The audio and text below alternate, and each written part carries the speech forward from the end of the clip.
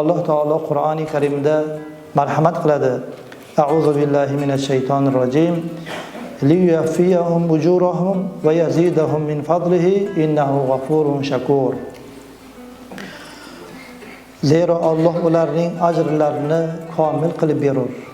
Mana shu Ramazon oyida har bir qilgan amallarimizni Alloh taolo ajrlarimizni mukammal qilib beradi. Zero Alloh taolo hadisi qudusida marhamat qildi. As-siyamu li va ana ajzi bihi. Roza men uchun, uning mukofotini men beraman dedi. Shunga muvofiq bu ajrni Robbimiz berar ekan, Alloh taolo ajrlarni mukammal qilib, komil qilib berishligini ham Qur'oni Karimda va'da qilgan. Alloh taborak va taolo va'dasiga xilof qilmaydigan buyuk zotdir.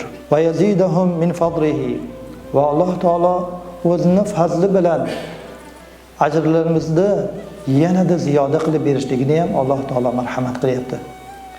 Ramazon oyida bir nafl ibodat uchun farz amal bajarganlik ajri beriladi.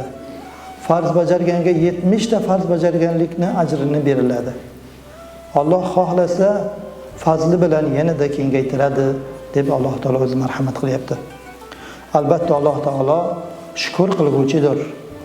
Alloh taolo kechiruvchi va shukr qilguvchidir degan lafzni mufassirlarimiz ozgina amalga ham ko'p ajr beradigan zotdir deb mufassirlarimiz tafsir qilibdilar.